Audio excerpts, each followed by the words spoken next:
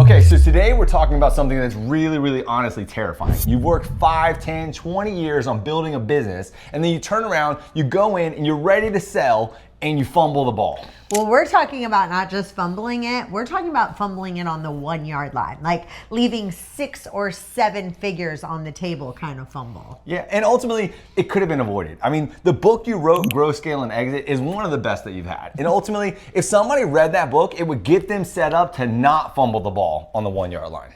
Yeah, because as an entrepreneur, it's kind of like you're wired to build, right? You're wired for growth, you're wired for putting out fires, you're wired for hiring, you're wired to wear every hat in the building, and you're not actually wired for exit. And building an exit and planning an exit is a completely different skill set. And so people are like, they're not used to not knowing what the heck to do. And right. There's just a massive things that they're doing wrong. So let's talk about some of the things they are doing wrong. Well, I'll start with the first one. The first one's financials. Their financials are all over the place, right? They think they're gonna come in and someone's gonna buy their business and like, hey, here's my receipts, it's in a shoebox, right? And that just doesn't work. You've gotta have it clean, it's gotta be designed and ready to go. Otherwise, you're gonna get a lowball offer.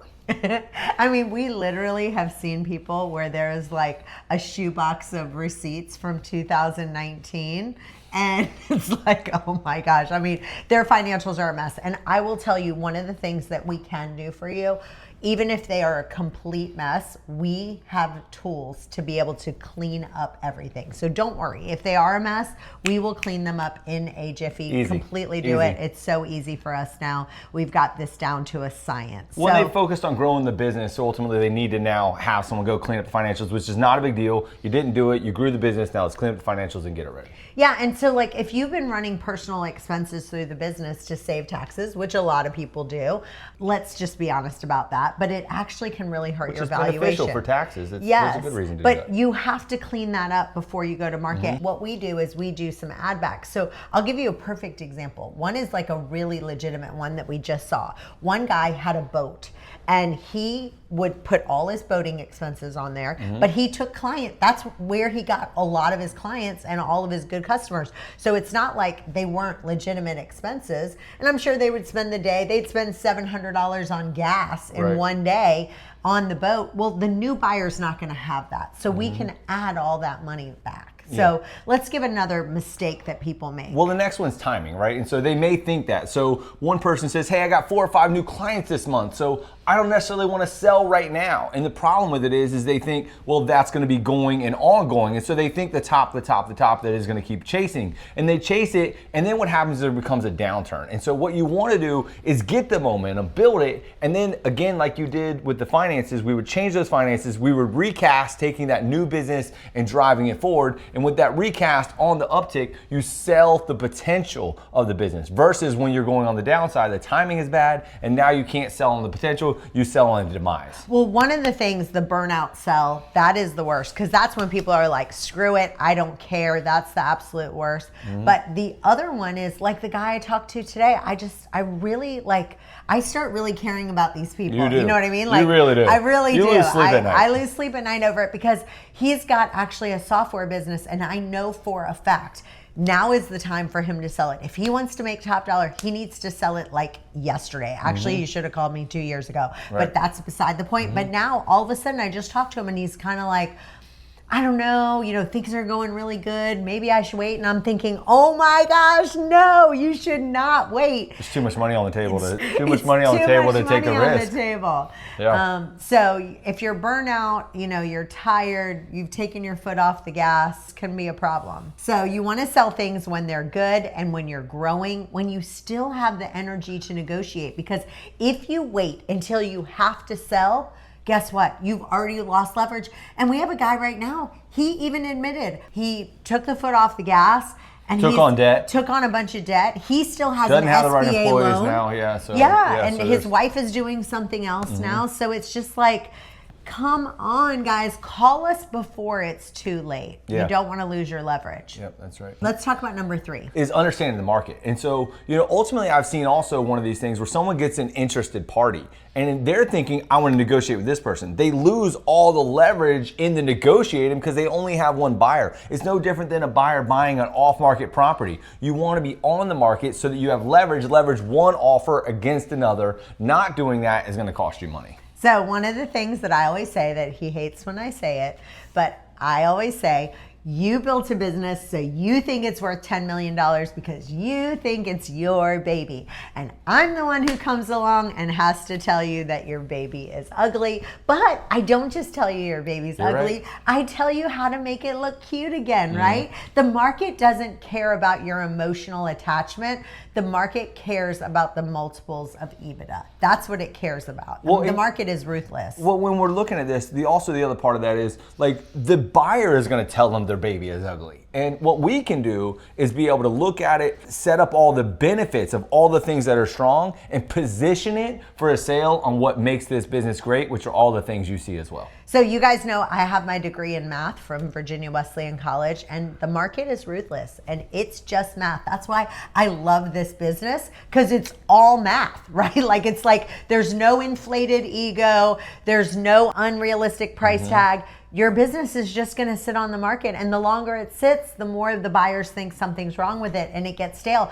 Thank goodness. A bunch of the listings I have right now are boom, boom, going Pricing like, it right. yeah, Marketing we're pricing it right, we're marketing it right, and actually, some of them I priced high and they're still moving. The market's really hot right now. Well, what you've been able to do and what I've seen over and over, which I didn't necessarily agree with at first, was she would take a buyer and they would call in and they'd ask some questions. She'd go, "You're not the right fit," and almost hang up on them. And I was like, wait a minute, they could have been the right fit. And she's like, no, they did this, this, and this. So she actually minimized it, because when you're having 50 to 100 people come in on one of these businesses, you're looking for the right buyer. The right buyer strategically is going to set up and pay the right price and get the deal all the way done. She's not wasting your time or their time with the wrong buyer. At the same time, you can't have it sitting out there like a house on Zillow for 200 days and not get any attention. So you're looking for the right buyer at the right price that strategically can move through closing. Yeah, and everyone assumes that the foundation is cracked. Like if you have a house on the market for 200 days, then they think, oh my gosh, there's termites, the foundation is cracked. What's wrong with it? So you have to price it right from day one,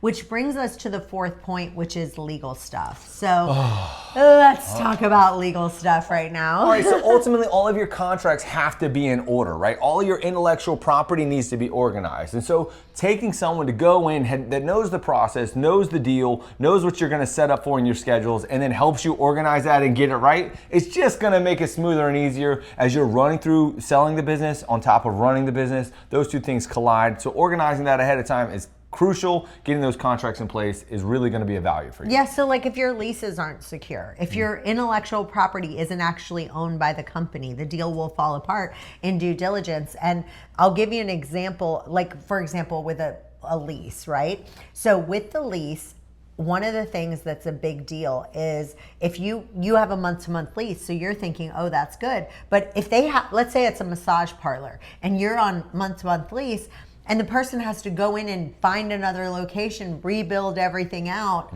That's where due diligence and that's where deals go to die if those things aren't handled. And the buyer's lawyers are going to look under every single rock. They're going to find out like, okay, what is your key supplier contract expires next month and it hasn't been renewed, or your star employee doesn't have a non-compete and they're going to walk away or demand like 5 times pay when you do that. We've seen that over and over, where when the business sells, all of a sudden, employees are like, oh, you need me? Guess what? Instead of making, 80,000, I want 160,000. Which really leads into the 5th and final thing, which is you have to make sure that your systems are in place. Manage your staff, manage your systems, get that in place. By failing to do that, you're hitting the founder trap, which is you built the business and you haven't set it up to be able to sell, pass on to someone else, and your systems and your personnel fail you in the exit. And the business is the founder. That's where the biggest problem is. If the business can't run without you for a month,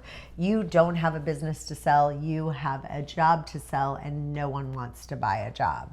That's true. That is true. And that's a hard pill to swallow for some people, but that's what we want to go in. That's what we want to find. When you do evaluation with us, we're going to do that. We're going to do the sim. We're going to give you all the strengths, all the weaknesses, everything you need to do to evaluate that, structure it, and get it ready to sell for the top dollar at the right time. Yeah, and the buyers need to know that if you, as the owner, got hit by a bus, God forbid, tomorrow, that the business will still generate cash. I mean, that's the ultimate test. Yeah, absolutely. Yeah, I mean, when you're buying a business, people will come in and buy multiple businesses when all of these things are in place. You have clean financials, you have the personnel in order, you have the right timing. They're setting up, they can buy a business that can run without you as the founder. And if only someone had wrote the book on it, then we could go in and get ready for.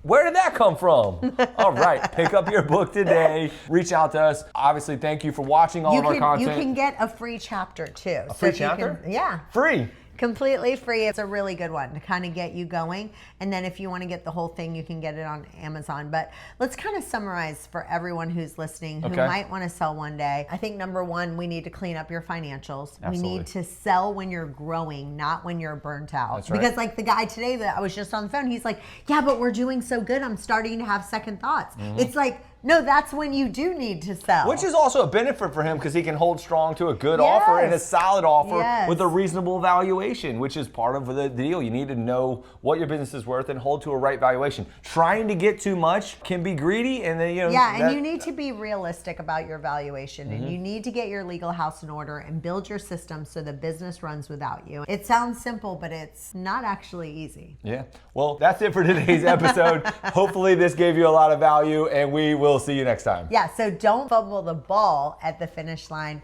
We want to help you get yourself top dollar. So if you got value out of this, make sure to hit that subscribe button. Share it with an entrepreneur friend. Somebody needs this. Yes. We hear it every day. Every day. Thank you for the content. Thank you for the value. Yeah. We really appreciate it. So we hear that. Thank you for sharing it. We'll see you on the next one. Bye-bye for now.